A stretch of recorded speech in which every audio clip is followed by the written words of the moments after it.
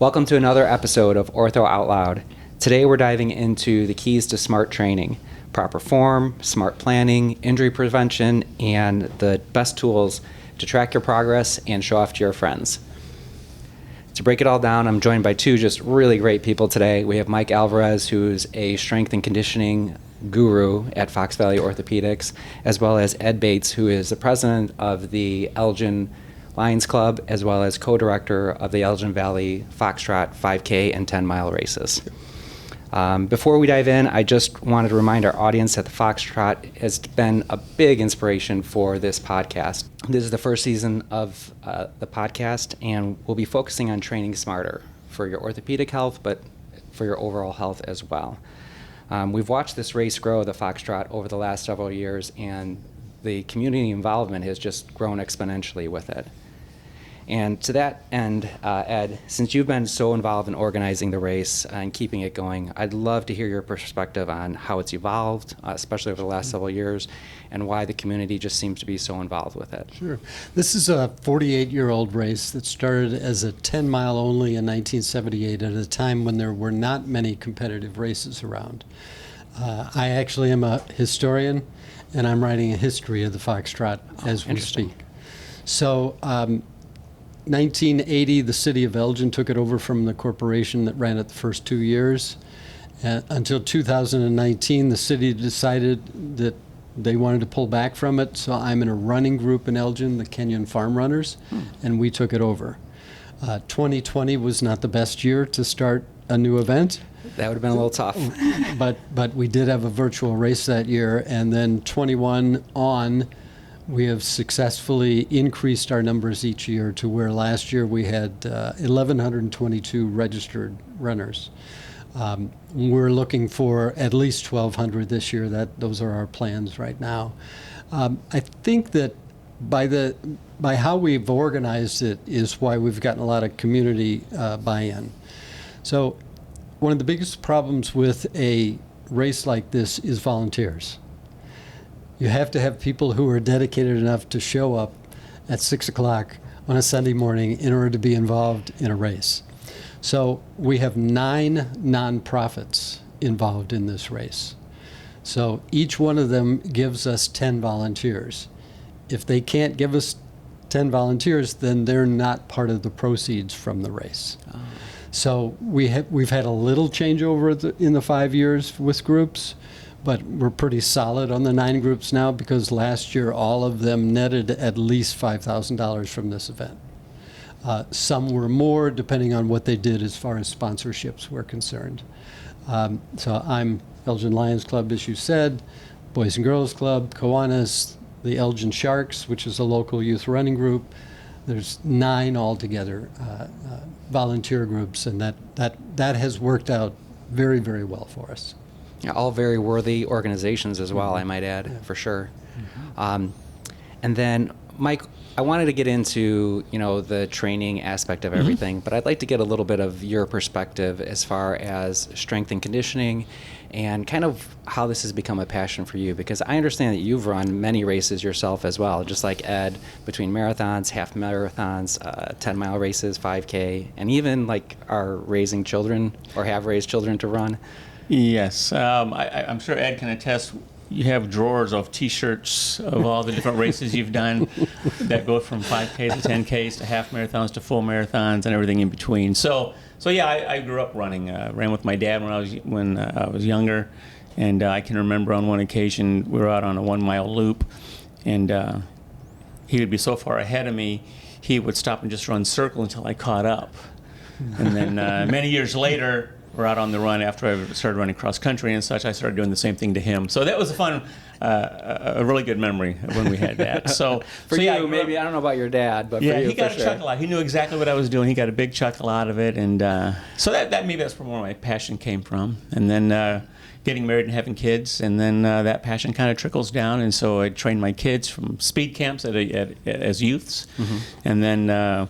A couple of them went on to track and cross country in junior high and in high school, and then my daughter ran college cross country as well. And so training the kids, coaching the kids has just been one of those passions. And they continue to run now? Yeah, well, my daughter now, as I had mentioned, she has just taken on an assistant coaching job at a middle school down in Central Illinois, coaching track, high jump. She was a high jumper and sprinter, but she also eventually ran a half marathon. As one of her bucket list things before she got married, and so trained her in that. And she went sub 2 for that for her first one. So I was pretty happy with it all. So yeah, it's good to see the kids having some of that passion as well and finding time to train. But of course, they're in the early stages of adulthood and married and raising kids. So all that becomes, just an added fight for your time and training. And so I think we can all attest to that have raised kids and shared that passion. So yeah, raised and raced them, it sounds like. Yeah. They want to know what my PRs were for the mile and things like that, and wanted to make sure they could try to beat it. And so it's all fun. Whatever motivates us, right? Whatever motivates them, sure. I no longer try to compete with them anymore in that scope. It's really interesting to hear both of your stories, how, you've been such a part of the race world, both of you, for quite some time. Ed, I understand that you were very active in running for a while, but then kind of got back to it later? Yes, I ran in high school. I still hear my coach's prompts in my head when I run. But then for many decades, I did not run, and at age 58, I got back into it again. If you don't mind, I'll tell the story of how I got into it. So I had golfed all those decades in between and was a mediocre golfer. And I went to Hawaii with my wife. She was there for a conference. I tagged along. I went to golf. They put me with 3 15-year-olds who made me look ridiculous. And that day, I decided, do something you're good at. So I started running that afternoon in Hawaii in August of 2005. Ironically, I am a 50-state marathon runner, so I ran my 50th in Honolulu, and we finished at the same park that I started in 2005. That's such a great loop. So how that starts and comes right around to it again, for sure. I really like those stories and hearing, about how the Fox Trot kind of started and then sputtered for a little while, it sounds like, but it sounds like it's building up a lot of more steam now. Yes, For sure. very much so. We owe a lot to sponsors, such as Fox Valley Orthopedic. We have, over the last several years, we've built up our sponsors more and more, and that helps us to help the nonprofits that are involved in the race. So no one takes any salary from the Fox Trot. It is a purely non-for-profit. And while the Elgin Lions Club Foundation is right now the 501c3 connected with it, we are in the process of creating the Elgin Valley Foxtrot 501c3. Wow. So by next year, that will be the governing entity. And again, nobody makes any salary. All the money goes to the nonprofits involved. And that's just great, because that's not the way it is with all of them. And so it's really great to hear that. I think it's time to jump into the nitty-gritty of training, and whether it's for a newbie like someone like myself maybe, or someone who's maybe a little bit more experienced or had some experience in the past. I'd just like to get both of yours takes on the how to start out and what some good training programs might be. Well, I'll let you go first, Mike. When someone first wants to contemplate getting into running, I think it's just extremely important to have some kind of support group. It's great to have that support and motivation from someone else. Because when you start something new, if you only hold yourself accountable, no one else is there to help hold you accountable, it's easy to kind of let those tough days go by and say, and next thing you know, that one tough day becomes 3, becomes a week, becomes 2 weeks. And so if you're going to get into it, man, if you can find someone that can help support you in that, I think that's monumental in your success when you start a running program, especially if you've been out of it for whatever reason, playing golf and then wants to get back, or someone who's just wants to use it for health benefits, whatever it might be. If you can get somebody to be part of that with you, that'll go a long way. Sure. Yeah, I agree. As I mentioned, the Kenyon Farm Runners is a group that I'm a part of, so I run with them as well as we manage the race. I think that for myself personally, I am a self-trained runner as far as an adult, starting at age 58. And I think that there's a lot out there that you can use to support yourself, whether it be going online, going to a group like the running magazines, et cetera, that kind of thing, that can give you a lot of good information. I know one of the questions that I thought we were going to be asked was about a running app. I don't use a running app.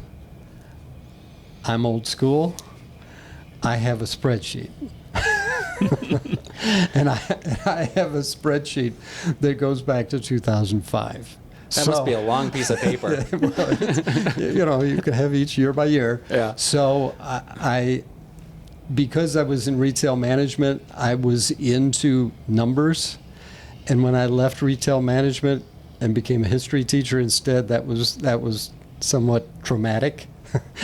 and by having those numbers, that helped me make that transition into what I do now. But so I still keep up. I mean, I have a Garmin watch that keeps track of everything that I do, but I still do that spreadsheet. I just can't get off of it. It's funny that Ed mentions the calendars and the spreadsheets. And, back in our day, you had training logs, and we have years and years of training logs. But currently, there are some apps out there that have become, I think, very successful and helpful, even for non-IT guys like myself. Runkeeper is a great app. It's free. Anything that's free like that, I really jump on that. But it's very user-friendly. It'll track your average paces. It'll track your distance, obviously, from week to week, month to month, and year to year. I've been using it for the past probably 15 years, and I love it. But some of those apps can become very helpful in monitoring and following your progress, monitoring your progress, finding out what changes need to be made. But those apps become very helpful. I've used that. I think Ed referenced this Garmin. I've recently went up to the Garmin as well. They have far more greater detailed features in the Garmin. Running mechanics, heel strikes, cadence, things like that, flight distance. So as you get more and more involved in the running and getting more into the expertise of it, those apps become very helpful. A lot of things have changed from the times that we started at our younger age to what's happening out there today that might be very helpful to people. Do you find that those options that you have on your wearable devices can be overwhelming at times, especially maybe for a newer runner? Oh, certainly they can be overwhelming. That's why I like trying to find the simplest things first. I've been tracking heart rates through college, and so that was a part of my education. So when I introduce running to someone else, I'll let them wear my device, but they have no idea what I'm looking at. I just want to go out and show them and teach them some slow paces and find their comfort levels, and then I'll match that with what I see on the monitors as I'm tracking. But it certainly can be overwhelming.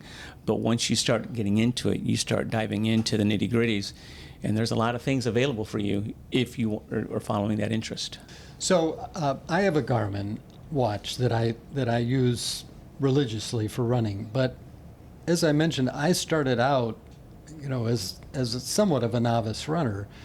So I had a Timex at the beginning. You don't need a Garmin in order to start out your running. There are many things about it that may be a little intimidating for a new runner. And maybe you start out with something simple, maybe even a Fitbit, which many people already have.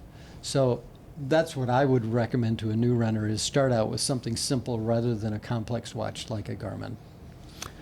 Yeah, I'll piggyback on that. I like the Garmins. I like Polar watches. But for someone that's brand new starting, just a watch to measure your walk and jog time segments, walk, jog interval types of things for someone that's just starting. We can get into the nitty-gritty of training zones and all that later, and the Garmin watch helps you do that with training zones, as does the Polar brand chest straps and heart rate monitors that they use. I've been using them for 25, 30 years, and so they're pretty comfortable to me. But when I'm trying to introduce somebody to it, I really don't look at that. I'll have the monitors on them, but they don't know what I'm looking at, so I can read what their heart's doing, and then try to match that with their perceived exertion, how hard they feel like they're working, because a lot of beginners have a big disconnect as to what that means. If something feels too hard or feels too easy, does it correlate to what's actually happening cardiovascular-wise? And so I can then tie that together and help them understand what pace feels like, what exertion feels like, and even the terrain that you're on is going to change. So your pace might slow down because you started to climb a hill, but your exertion went up. So these are all great tools, and every tool can be misused, and every tool can be used properly. I think Garmin, Polar, Timex split watches can all be used for that same purpose. So. Now, Mike, you mentioned something interesting. I thought we were going to talk about running, but you said walk-run intervals? Yeah, historically, there, many will recall the Couch to 5K program that came out probably 15 years or so ago. And now there's a wide variety of Couch to 5K programs. But all of those, and many of those, I even think you're going to mention Jeff Galloway, has done walk-jog training programs for people. And so you find one that fits for that person. I trained my daughter. She was a sprinter and high jumper, but she wanted to run a half marathon for her bucket list before she got married. And so she transitioned from high jumper sprinter to distance runner. And so we did walk jog intervals. And so we eventually set the plan, ran the plan, and was successful at it. But if you plan it out properly, train properly with a walk jog, you can do your half marathons, you can do your full marathons that way, and be very successful in your times. So for my daughter, we ended up working on a 5-to-1, working up to a 10-to-1, and then as we got through the rest of her training segments for the last month, it was all 10-to-1s, 10-minute run, 1-minute walk throughout. And even though she might have said, well, she did say on the first few miles she wasn't ready to walk yet, I said, yes, you are, because you're going to bank that, because when you get to the mile 10 and beyond, things change. And so you want to take advantage of those recoveries and not push too hard too soon, because if you do, you'll pay for it in the end. And I think we've all paid for it in the end if we didn't run the plan that we'd hoped to run. I think that key word you used was banking. Yeah. Your energy. In effect, that's what the walk does for you. Mm-hmm. So Jeff Galloway is kind of considered the guru of walk run. He's written books about it, etc. And because he ran the 1991 Fox Trot, and I'm writing a history of the Fox Trot, just on a whim, I contacted him, and he's become an email friend. Oh, nice. So we do go back and forth. I made the comment to him at one point, well, I'm using your system, but not exactly the way you do. And he said to me, Ed, you are the captain of your own running ship. Do what's best for you. So I adapted it for myself. But I think for very new runners or aging runners like myself, walk run works very well. Now, Jeff would tell you any runner can do this. Any runner, and even extremely fast runners can do this. There's different ways of doing the intervals in order to still have a very fast time, for instance. Myself, I'm a long distance runner primarily, so mine is geared towards that. But once I made that transition, I made it 100%. So even all of my training runs are walk run. I don't do anything but that. It was a difficult transition for me because I was a Steve Prefontaine type runner, meaning I would never leave anything out on the track. Ever. Yeah, Fontaine was, yeah. It was a difficult transition, but you can do it. Now, sometimes there's other factors that affect it as well. With myself, in aging, I started having hamstring issues that helped with, because by walking every mile, I would not inflame my hamstring. So different reasons for it, but I think for a new runner, I can see this working extremely well. Many ways, my daughter is a new runner all over again. She's run about 5 or 6 marathons, and she did my New Jersey marathon with me, and we've done Chicago, etc.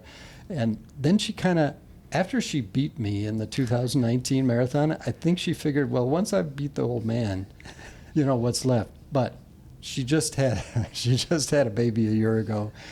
I've gotten her a running stroller. Oh, nice. She's going to get back into it again. So.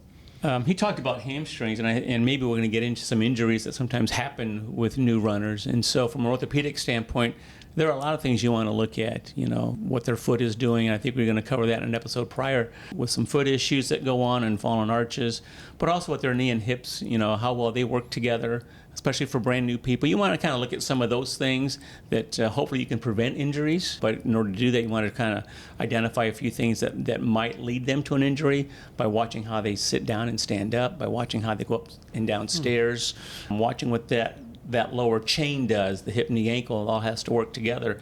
And if you see them just in basic movements and you see some red flags, that's going to carry over to the run. So from an orthopedic standpoint, we look at that and go, well, we need to address some of these issues so that you don't have those breakdowns into your training. You mentioned early on about being SMART. You think about that acronym: specific, measurable, achievable, realistic, and then timely. Well, when someone goes into a brand new run program, let's be smart about it, and let's look at some very specific things to help them succeed at it. Yeah, so you mentioned some of the injuries, and you mentioned the hamstrings. How are we going to prevent those things from happening? What's the best program in order to prevent those things? Well, I don't know if there's a best program. Everyone's an individual. So Captain of your own ship, right? Right. So, but when someone says, hey, I want to start to do this, so okay, let's take a look at what we're going to start with, find out our starting point. We know where we want to get to if it's still want to run that first 5K that I've ever run. But in order to get there, let's look at your mechanics. So I think the first thing is to watch their mechanics. Take some time and look at how they, like I mentioned, sitting down and standing up, how they navigate stairs. And then maybe let's say you just kind of jog across the room a little bit and you start watching some of those mechanics. So if you can kind of identify some of those things, a fallen arch, if someone's got flat feet, as I mentioned, they may reference that in the episode prior to this one. So maybe you need arch supports. Maybe there's a weak hip muscle that makes those knees fall in together. So now you got knee issues, not because the knee is at fault, but it's because it's stuck between your ankle and your hip. And so therefore, when you got a bad hip or a bad ankle, it's going to show in that knee joint. Mm-hmm. And so the repetition of training, if we can rule some of those things out, come to Fox Valley, get a hold of someone that can look at a running analysis and go, let's take a look at that. And they can probably get you into the right shoe as well, because the shoes are really crucial to this.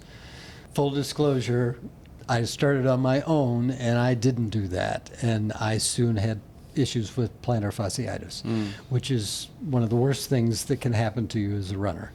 So, once I transitioned to the right kind of footwear, did the right kind of exercises before running, after running, etc., that did a lot to help with those issues. So it's one of those, don't do what I did. Do what I'm telling you to do. Go to Fox Valley Orthopedic, get that gait analysis so that you know what kind of shoe you should be in. Because a lot of people have very unusual way they protonate on their feet. I know you can probably see it right now, I'm a leaner this way. So as a result, for instance, I have a little shim on this side. And yes, I do have orthotics, but I also have a shim under one of the orthotics that kind of evens me a little bit.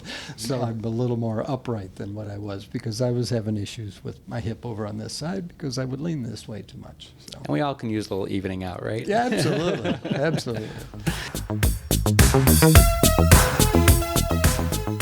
Lace up and hit the pavement at this year's Elgin Valley Fox Trot, a local tradition that brings runners, walkers, and the whole community together. Whether you're chasing a new PR or just out for fun, with 5K and 10-mile options, this race is truly for everyone. Don't forget, race day is Sunday, June 1st. And don't wait. Registration is now open. You can use code FVO25 at checkout to save 10% on your registration. Let's make this year the biggest Fox Trot yet. We'll see you at the starting line.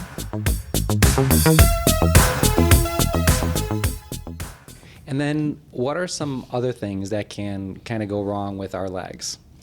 Well, I know knees are often an issue. When I started running again at age 58, I was concerned about that because so many friends my age said, oh, I can't run anymore because my knees.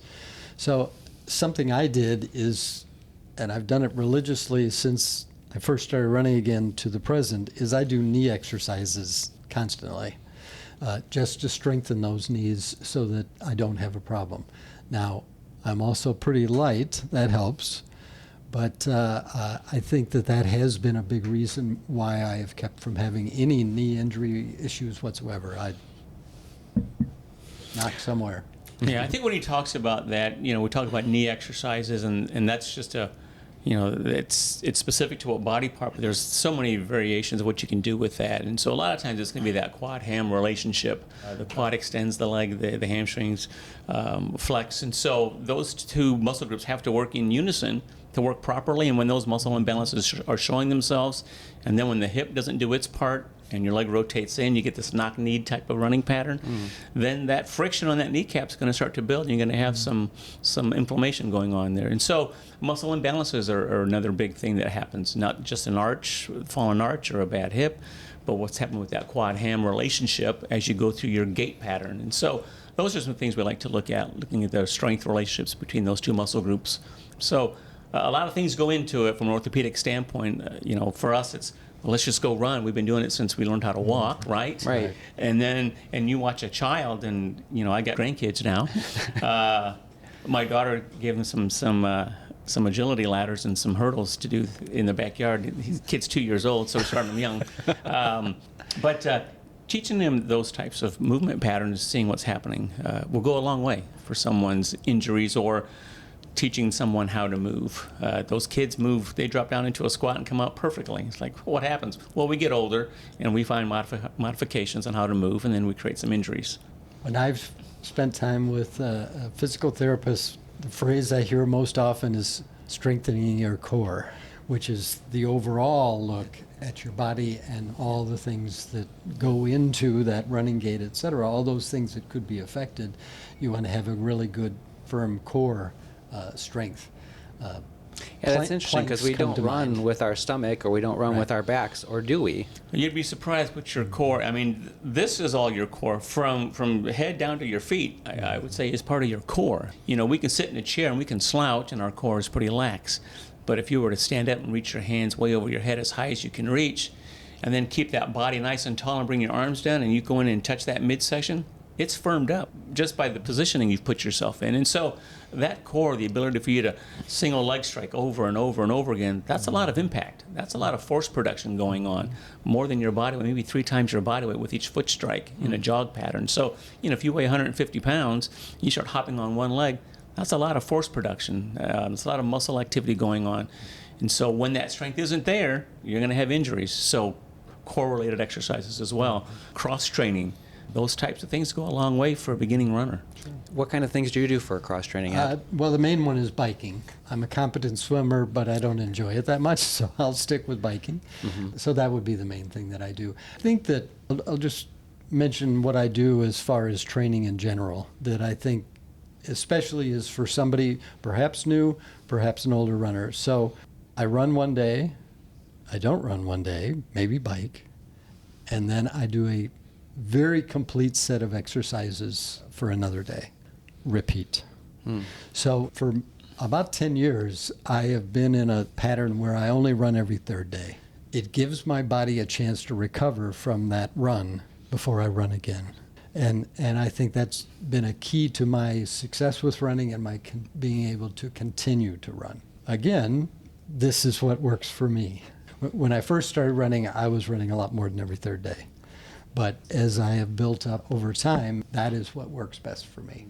And then when we're talking about core and upper body, is there any particular form or things people should be doing with their head, their arms, their shoulders? I love that you asked that question because people don't realize you run with your arms. And people go, what do you mean? Well, I'll tell you to sit down on your bum and just swing your arms nice and slow. And then swing them faster and faster. And what do you notice? Your body starts to shake and move. So that upper body is connected down low. And so when you had that coordination pattern firing properly, you see how running can become more efficient. So there are a variety of techniques and drills you can use. One of my favorite ones when I'm teaching kids early on is I'll put some elastic straps around their arms to keep their elbows roughly at that 90 degree, just to get them swinging this way as they're doing their light jog. And so I start connecting that with their upper body to the lower body. You watch soccer players, they can't use their arms, right? You get a handball, you're going to get a yellow card or a penalty or whatever it's called. I know some of my coworkers are going to laugh because I don't know soccer that well, but a handball, you're in trouble, right? So, but when you watch them accelerate and move, those arms are involved. And so from a running standpoint, for someone's efficiency, you've got to teach that upper body being connected to the lower body to be efficient in your run. Which is also why I would emphasize in the walk-run, I don't walk with my arms down, I walk with my arms up. Oh, interesting. Because first of all, it increases your speed, if that's important to you. And the other thing, it feels more natural. I mean, if you're back and forth like this, running, walking, that I think that would be unnatural. So that's, again, what's worked very well for me. And so do you find that you should do strength training for your arms or core more in order to help with those things, or? Well, I do like the effects. You know, Ed mentioned how he would do some run days and then some rest days and then some strengthening days. Having a total body strength day is important. It's an active rest. It's a way of getting your core strong and the full body in tuned, because again, when you start running, that's a lot of force production, a lot of impact happening. And if your shoulders are tight and next thing you know, your hands are going numb, and now you're tight here, holding your arms tight to your body. So having a functional strength program that allows you to go through a full body workout, you'd be surprised once you start running, you realize, wow, I'm tight in a lot of areas. My chest is tight, my pecs are tight, you know, my back is tight. And so if you can get into an active rest recovery day that involves some of those full body movements, it goes a long way. That's interesting. It sounds like running is important, but other things seem just as important in order to be successful at running. Absolutely, absolutely. So we've talked a lot about the physical part of running. What are some physical goals or maybe even mental goals that people should be looking out for? So the mental part is a huge part of running. I'll tell you my own story, that very often when I start doing a run, whether it's a practice, but this especially happens in a competitive run, I'll start and I'll think, what am I doing out here again? You know, why am I doing this again? So you do have to fight that, you know, because this is exertion. This is not like walking in the park. You are actually doing something. So I am very goal oriented. You know, you couldn't run all 50 states a marathon without being goal oriented. But I think that I'm also time oriented too. Yeah, I can't do the same time that I could back in the day, back when I was a young 58. But I can still compete with others as far as a goal is concerned. So I do have specific things in mind for exactly what I'm going to do. Now, it's also based upon where my training is at. If my training has been to run, 11-minute miles, I shouldn't go out and expect to be able to run 10-minute miles. So that would affect my goal, etc. So I hit a race with something very specific in mind. Now, having said that, I've been in many races where it didn't go well, and I adjust. Okay, this isn't happening. I need to make it different than what it was. So it's okay to do those adjustments, whether you're training, whether you're running a competitive race, in any situation. You have to make the goal fit what you're trying to do. So then you come up with new goals. So I wanted to do 10-minute miles, but I'm running 11-minute miles. Let's see if I can get the next one to 10:30. That kind of mental thing, I think, has worked very well for me. I do think mentally it's such a huge component of running, and if you can have that mental support group, someone that's there with you, and even if they're not with you, if you're using the same type of apps, you can track each other. But mentally, when you decide you want to do something, having that support group is monumental, because we're all going to have those demons that say, not today, right? Whether it's the weather, whether it's stress at work, whatever it might be, it'll be not today. But if you know you're being held accountable to somebody, that's going to help you mentally. But then secondly, I think just as important is when you've decided that, you have to truly believe you're going to accomplish it. Because, like I said, those demons are going to come, but if your premise is, I'm doing this, and you believe in yourself, and you have somebody else that's supporting that, that's a victory right there. Because we're all going to have those days that we don't want to get out and do it. And mentally, to me, it's those mental days when you don't want to and you do, those become, I think, some of your most successful training days, because mentally you've overcome that obstacle that you put before yourself, doubt. And doubt's a big thing. And so if you can overcome that when you first set your goal and recognize it's going to come, how do I approach it when it meets me face to face? That belief system that you have and that someone there's to support you goes a long way mentally. I think family support would be another good element. I think that having that, maybe even having a discussion with family as to what your interests are, why you're doing this, so that they're a part of this, rather than that they're somewhere else. When I ran the 50 states, I will admit this, my wife had a lot of states she liked to go with me, but like North Dakota, West Virginia, no, that wasn't so exciting for her to go with me. So, although very pretty states, right? Very interesting things to see in both places. North Dakota, especially. Yeah. So I think that's an important part of this as well. The running group in general. So being a part of a running group is a really cool thing, I think. And I definitely agree that is an important element. Sometimes there's nothing wrong with just feeling like I need to go out and run on my own and not run with anybody else. I think it's good to have a good mix of that, running with a group, running on your own. Because there is something really therapeutic about running. You can clear your head.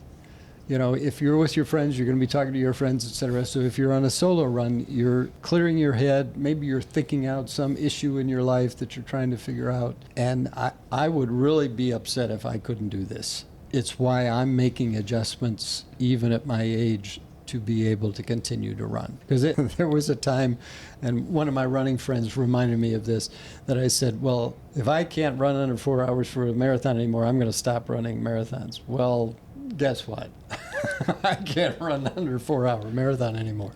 So I think it's important that you have that kind of support from a fellow runner, etc. Very good. It's interesting he brings that up about maybe you're not meeting your goals, your timed goals. You've got to be able to fluctuate on some of those things, because sometimes those timed goals, those objectives, you're not in control of those things.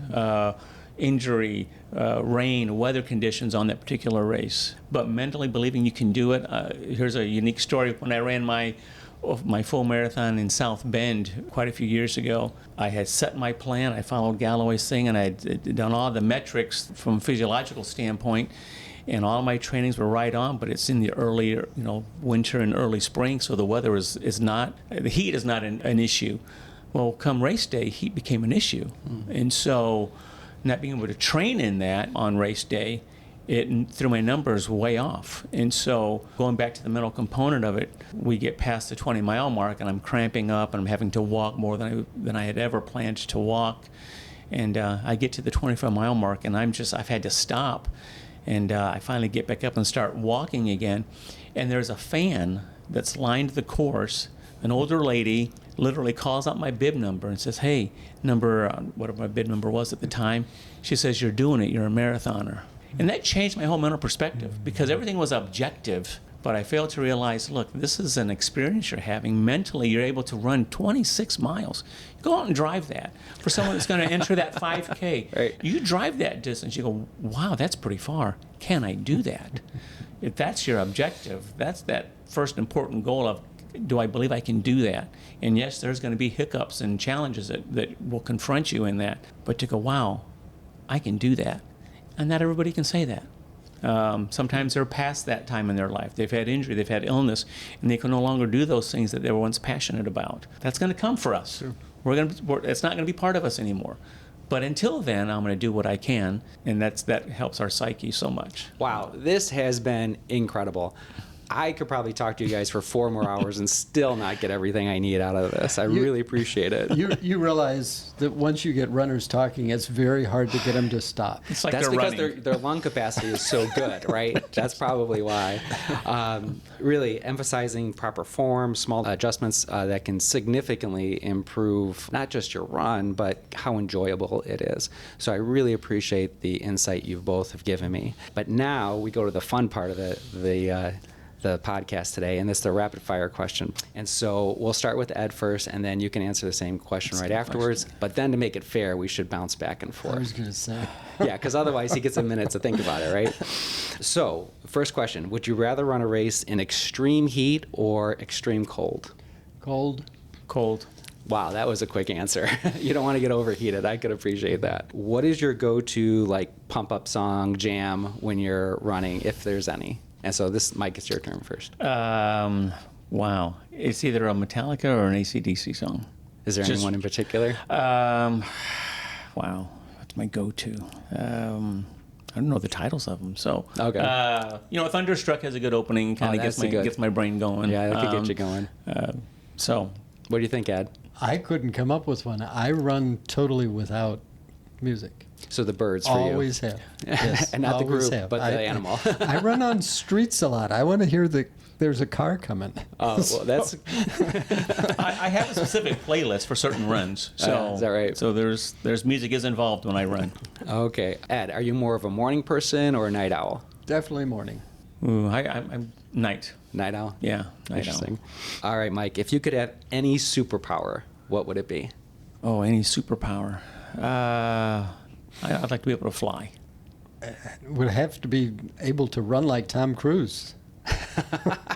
I think I'd want to recover like Wolverine does at his age. Sure. I think I would like that.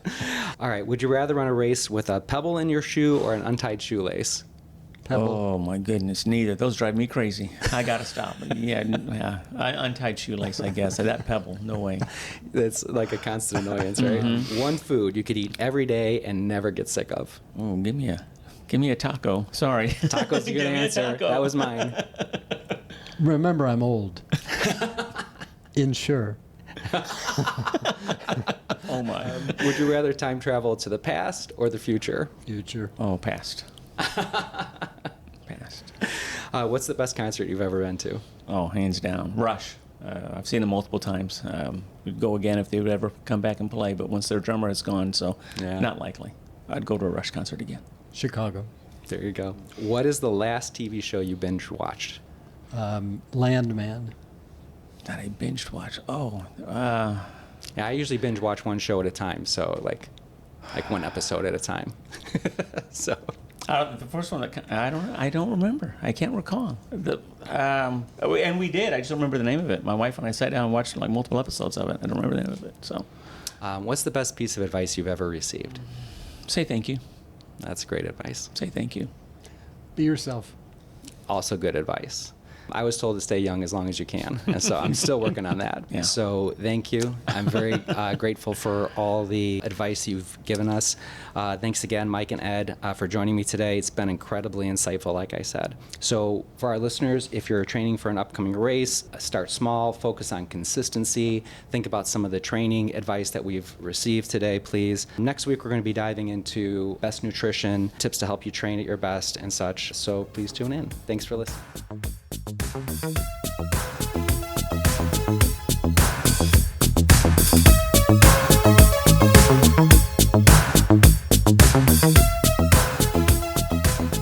This podcast features insights from orthopedic specialists at Fox Valley Orthopedics. While we hope you find these discussions helpful, we are not giving you medical advice or providing opinions about your specific medical conditions or concerns. The views expressed on this podcast are not a substitute for personalized medical advice. If you have questions about a medical condition or treatment, please consult your own trusted healthcare professional. Never ignore professional medical advice or delay seeking care because of something you heard on this podcast. The views and opinions expressed by the hosts and guests are their own and do not necessarily reflect those of Fox Valley Orthopedics or its affiliated organizations. Any decisions made based on the information provided in this podcast are done so at your own risk, and Fox Valley Orthopedics disclaims and is not responsible for any actions taken as a result of this content. If you are experiencing a medical emergency, please call 911 and seek immediate medical attention.